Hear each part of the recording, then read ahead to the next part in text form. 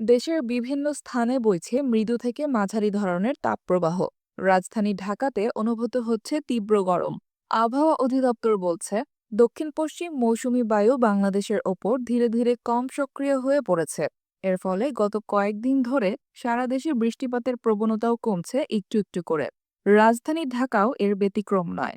এদিকে বৃহস্পতিবার ভোর ৬টা থেকে পরবর্তী ৬ ঘন্টার আবহাওয়ার পূর্বাভাসে বলা হয়েছে, ঢাকা ও আশেপাশের এলাকার আবহাওয়া এই সময়ে প্রধানত শুষ্ক থাকতে পারে।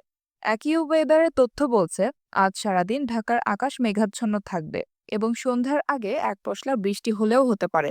তবে আবহাওয়া অফিস জানিয়েছে, ঢাকা ও পার্শ্ববর্তী এলাকার আকাশ আংশিক থেকে অস্থায়ীভাবে মেঘলা থাকতে পারে, কিন্তু বৃষ্টির বিষয়ে কোনো তথ্য দেয়নি রাষ্ট্রীয় সংস্থাটি।